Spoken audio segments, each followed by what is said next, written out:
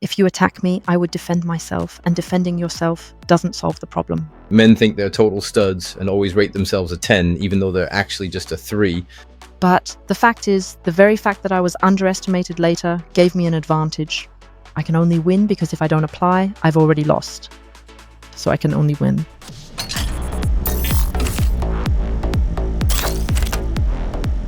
So, welcome to our podcast, Digital.Decoded. Today we have Jennifer as our guest. We'll introduce you properly in just a moment.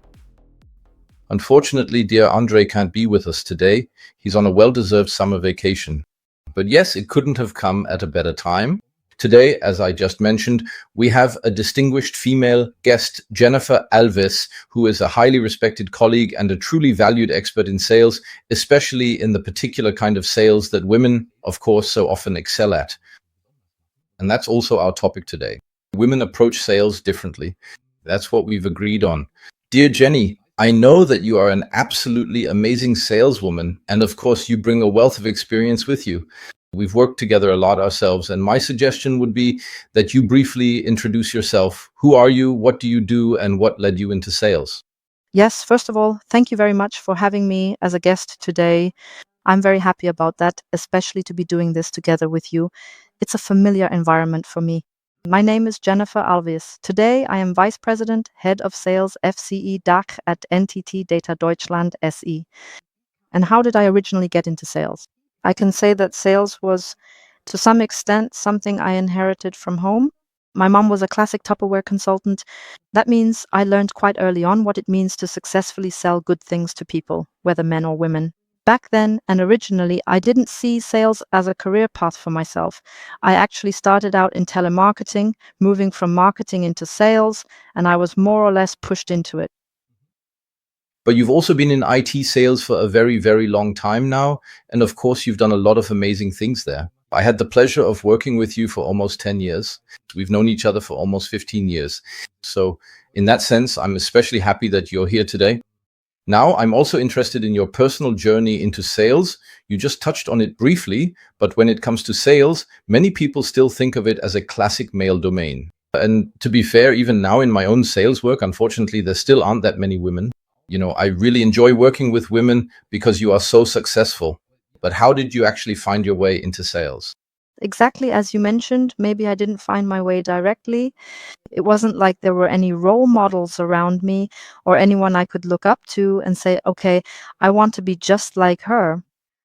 That means my sales talent was actually discovered when my then managing director placed me in IT service because there was a gap to fill.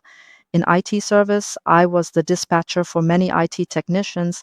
And in the course of that, I realized that we were losing too much time because everyone kept having to come back to the office to pick up spare parts. So I organized decentralized storage so that the parts were kept in the technicians' vehicles. But in order to finance this, I had to look at the contracts we had with customers, and in collaboration and dialogue with them, I raised the prices. And according to my boss at the time, this turned out to be a display of sales acumen because we were then able to generate significantly more revenue, standardized revenue, and build up the decentralized storage. This made us more efficient in front of the customer, satisfaction increased, and all of this led to the managing director eventually coming to me and saying, Jennifer, you need to go into sales. And I was also one of those people who said, sales? I don't know if that's a good idea. And that was back in 2001, so quite a long time ago. I have to say, back then, the entire IT world was in the hands of men. Even today, it's still the case in about 70% of situations. And as a young, dynamic, and motivated female employee, it wasn't so easy at first to actually take on and accept the job because customers often expected, okay, a woman comes into the room and then they'd look out into the hallway to see if a man was going to follow her in. And realized, no one else is coming. Or it also happened to me at a trade fair, standing nicely at the booth in a suit. And then some gentleman would come up and say, Miss, I'd like a coffee and please send someone over who can show me the software. So I went to reception, brought them a coffee and said, here's your coffee and I'm the person who can show you the software. That took time, and today it's certainly a different playing field. Back then, it also took courage to take the lead. But I have to say, no matter what job I was actively working in afterwards, you always had to create the space for yourself first so that trust would be given to you by the customer, the employer, but also from the manufacturer's side. But once you managed that, you were valued accordingly in that environment and you were given more freedom. Fascinating topic. First of all, your boss at the time was absolutely right to praise you and bring you into sales. Definitely. Now, of course, I want to move on to our topic, sales work from a female perspective. I'm also curious, in your opinion, what are the biggest differences in sales style between women and men? And you just mentioned the topic of trust. From my point of view, trust is, of course, an absolutely essential and central component in sales. We also just discussed these topics in relation to AI in sales. Yes, I still believe that you can't replace the salesperson, and I think trust plays a big role in that. How do you handle that? Would you say that's something that women, in your experience, do differently than men? Um, I do think that women approach it differently than men, and that's not a bad thing, but it also depends on the initial approach. A man definitely has it easier when he approaches a customer. This is still the case. I only Women. As a man, I wouldn't confirm that at all.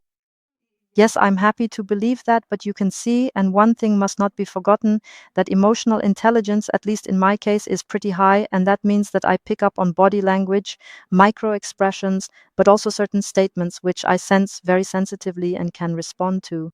And what I long considered a curse at first, that I was underestimated and that I always had to prove myself, even in front of clients, that I really know what I'm talking about and that I can truly add value and that I know exactly what the right things are to do afterwards, that I always had to earn that first. Mhm. But the fact is, the very fact that I was underestimated later gave me an advantage. That means at that point, I didn't give up. I was pretty resilient, pretty consistent, very reliable and sustainable, and always stayed close, even emotionally close to the clients.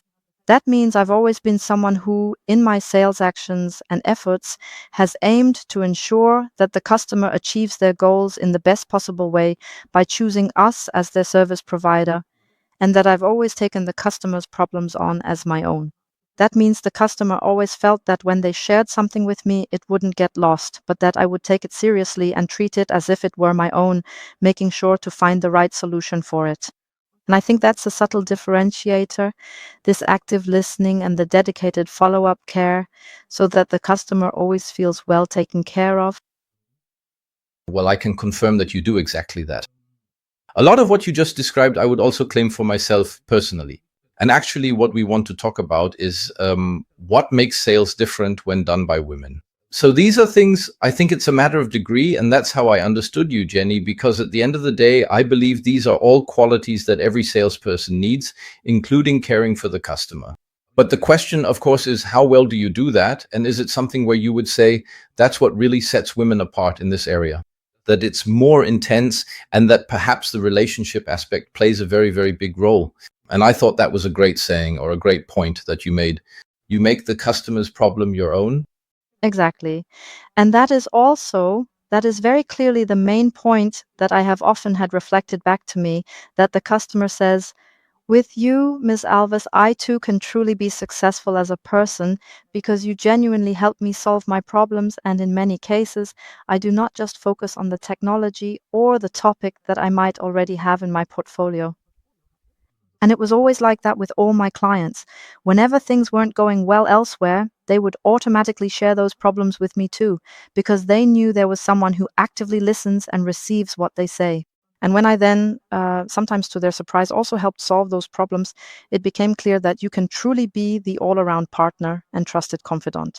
There was even a situation where a CIO worked with me at one company and things were going really well. Of course, there were challenges from time to time, but it's also about how you deal with challenges in projects, being open and honest, not trying to make excuses or downplay things, but really seeing things exactly as he does and then together, constructively finding a way forward to solve it together for each other. And then it actually happened that this one CEO switched to another company and immediately called me saying, I have a service provider here, and by chance, it's the same topic in the portfolio. Miss Al, you have to solve my problem here as well now because the other service provider can't do it. And there's a CIO I've been working with. He's now at his fourth company, and I'm still the service provider. And what I find very interesting is that this exact kind of relationship is needed in certain situations. Of course, you don't have that everywhere and all the time. But what's important is that if you handle things this way, making your customers' problems your own and truly understanding this aspect of service, being someone who takes care of things, you can actually be more successful and build more sustainable long term connections. And what do women do differently, at least to some extent, in my opinion? I think that the connection with the customer can never be quite the same kind of buddy relationship that it sometimes appears to be among men. Yes, that means if you're a woman, you can't just go to the hotel bar in the evening and wait for a business relationship to develop over a glass of wine by chance, because at the end of the day, at some point, the bar is just leisure time and other aspects could easily come to the forefront. That means this kind of attitude never existed in my business interactions with clients. May I jump in here for a moment?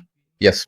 Of course. And that's because I find this really fascinating. It really is just as you say. Yes, so with men, it's often this buddy thing, which you can't really do anymore these days because of compliance. That's just the way it is, unfortunately. Still, we all know that business is always done between people. And I find that aspect really fascinating. We should take a moment to talk about it because you're a relationship person and you're extremely strong in that area. To me, you're one of the best relationship sellers I know, regardless of gender, male or female.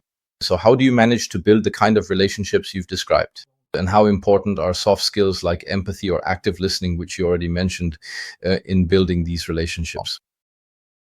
To put it simply, if you're not an empathetic person, if you're not willing to go the extra mile, if you're not ready to look beyond your own perspective, then you can't be the kind of seller you want to be. And that is completely independent of whether you're a man or a woman. I believe sales is a calling. It's not a profession you can simply learn. Either you have the basic instincts in you or you just don't. And also finding it cool to regularly dive into new situations, build relationships, understand the customer, understand the environment, and maintain the whole stakeholder management. You also have to be the type of person for that. Yeah, you just have to find it awesome to walk out of a meeting and say, yeah, that clicked on a personal level. And I noticed that pretty quickly. But you know that yourself too. We used to be in sales as well. And I would say, we've got them in the bag or we don't. So pretty early on, my gut would tell me there's a line of communication, sender and receiver are in sync. And it's not just wishful thinking that it's a match. There are also salespeople who come out and say, we're going to win this deal, and so on. But in the end, you know yourself, they're not diligent enough, not stable enough, not consistent enough, and not sustainable enough in their work on site. That means they don't keep appointments, the quality isn't there, they don't see what the customer needs, and things like that. So even if you get along on a personal level, you've still missed your goal. This means that empathy and emotional intelligence are and will always be the be all and end all. And I also believe that men and women have exactly the same talent for this.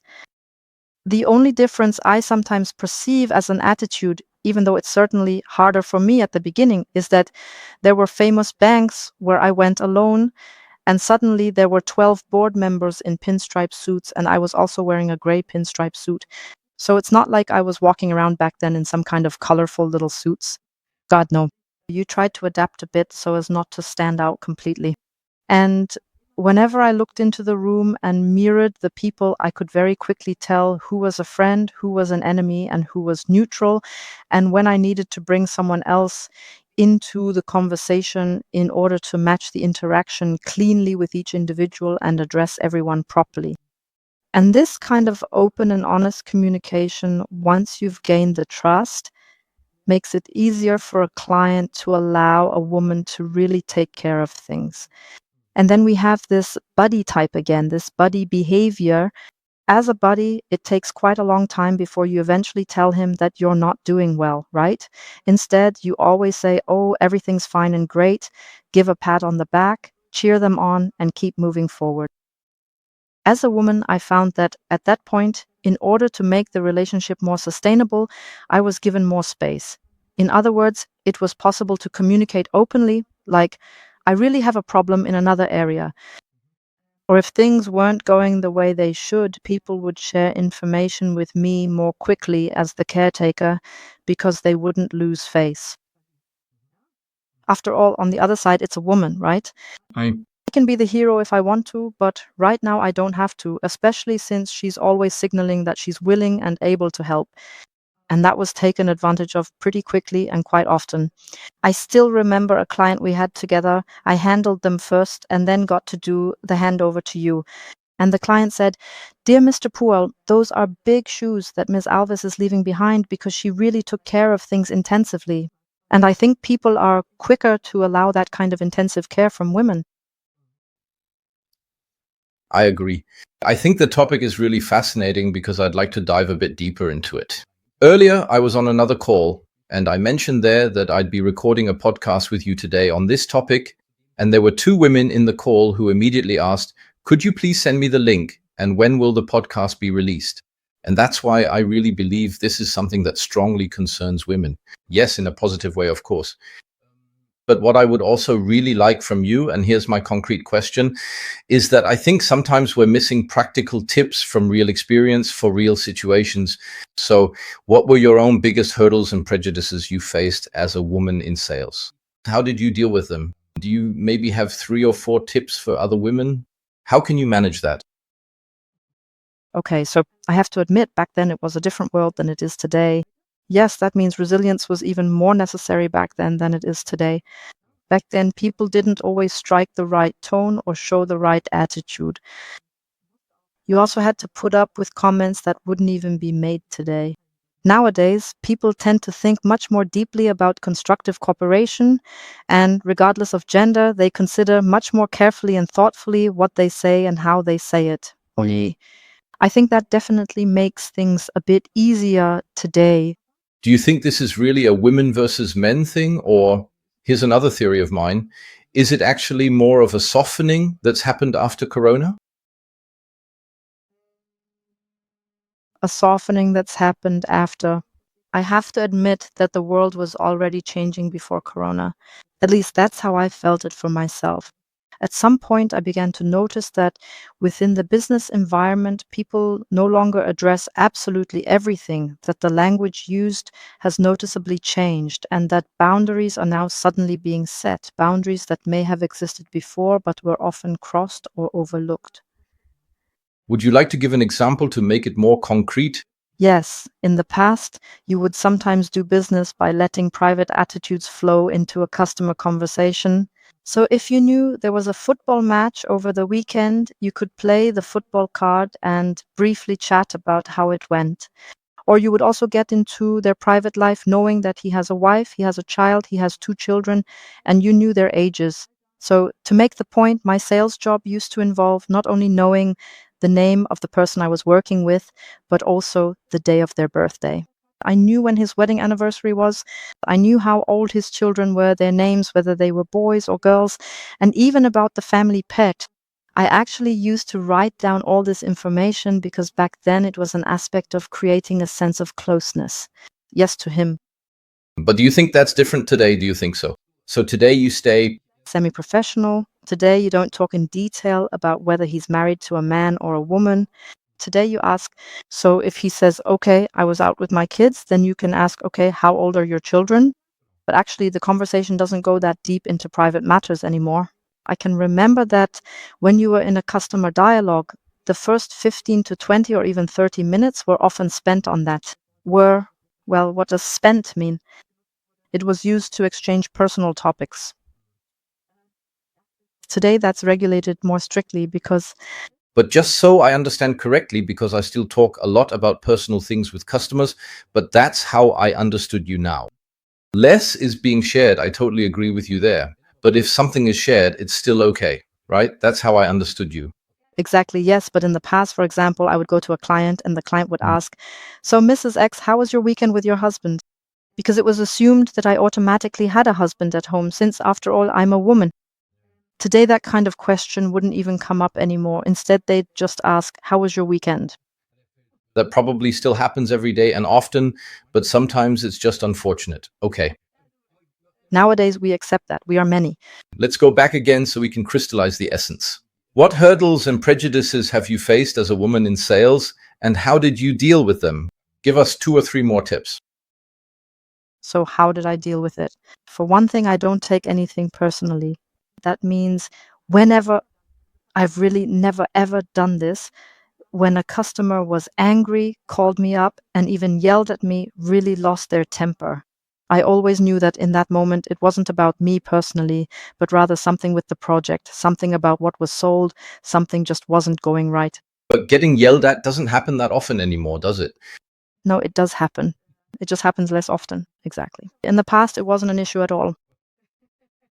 It used to happen quite a bit more often. No, people don't really do that anymore these days.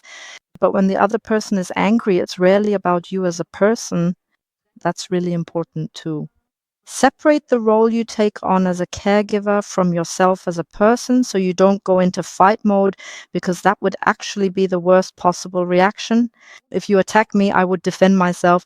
And by defending yourself, you don't solve the problem. Instead, you have to first accept the attack, process it, see what is needed, and then not take it personally in communication.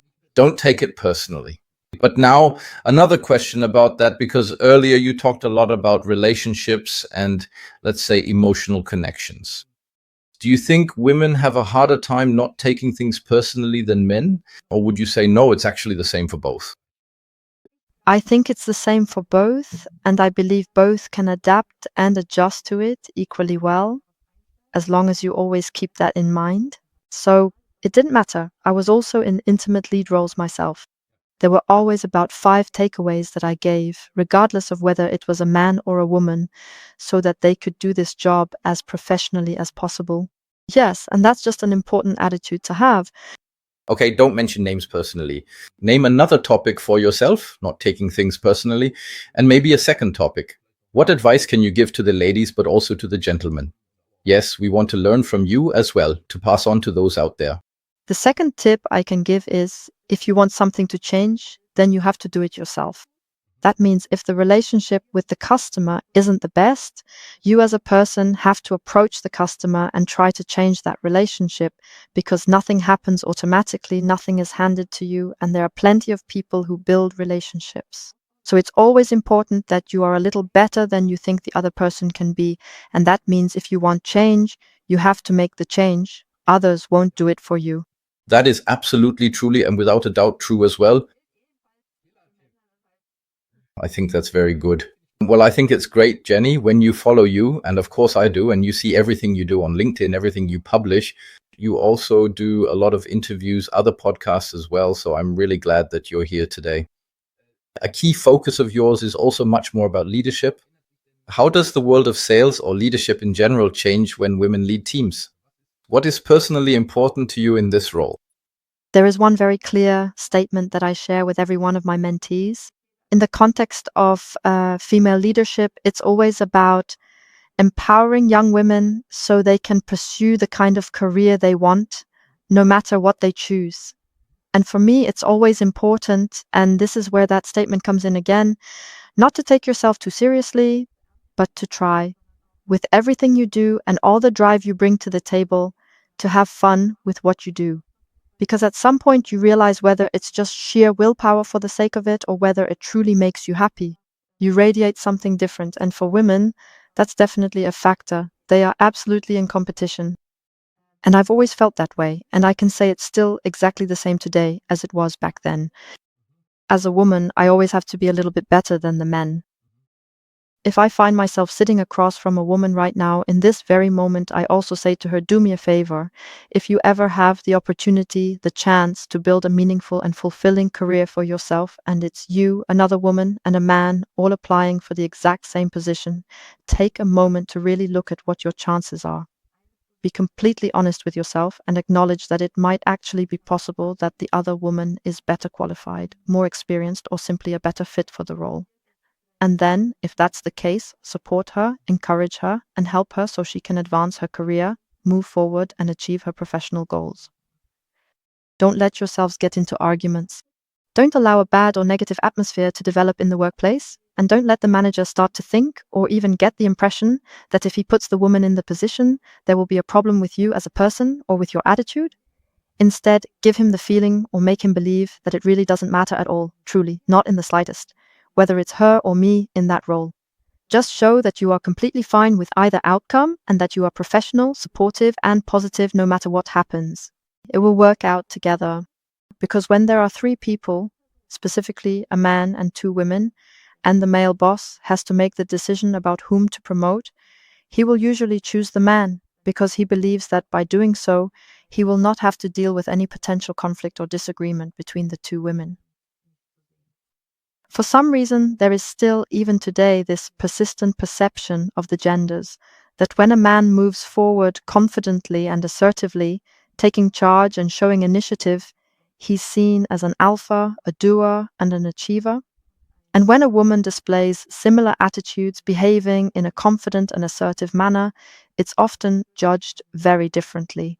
Is she being difficult now, or is she just stubborn, unmanageable, hard to handle? And this kind of attitude should never happen.